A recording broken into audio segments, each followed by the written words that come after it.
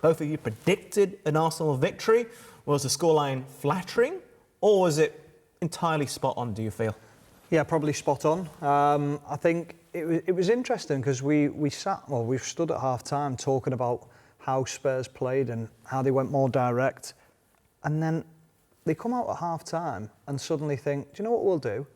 We'll do everything against what we did in the first half that worked, and we'll start trying to play out from the back.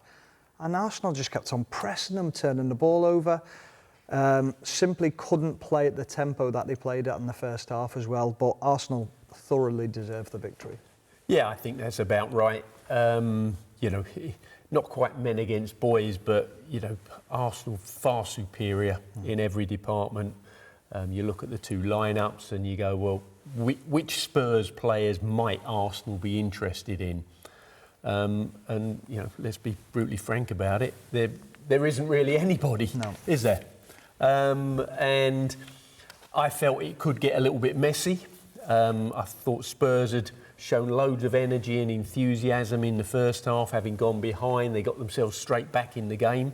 Actually, when they went 2-1 behind in the second half, they almost got themselves straight back into the game and levelled it at 2-2. But, it was a foul, hence the second goal that Spurs scored was rightly disallowed. It's a difficult time for Tottenham. We said before the game they're in a relegation battle, and, they very much are. I mean, you look at the benches for both sides. Yeah. We didn't really touch on this during the pre-show, but I'll list it out anyway. Spurs have Richarlison, Matthias Tell, Dominic Solanke, Sosial, one of the new signings, Brendan Austin as a goalkeeper, and the rest are all youth players. As for Arsenal, Mosquera, Odegaard, the captain, Gabriel Jesus, Martinelli, who did come on, Kepa, the goalkeeper, vastly experienced as well, Christian Norgard, Noni Madueke, Ricardo Calafiori and Miles Lewis-Skelly. Those are the players they could call upon versus Spurs, who had 12 players they couldn't call upon, including Christian Romero, who's suspended. Yeah, it does make a big difference, and Gary touched on it when we were watching the game. It was Martinelli and Odegaard coming on at the same time, and he said, look at the difference. That's what they're bringing on, the quality that they're bringing on. But from a Tottenham point of view, if you're Igor Tudor walking in, you're saying, why are all my players injured? Why have we got so many injuries? What's going on? Is it the training methods? Is it the physio department? Is it the sports science?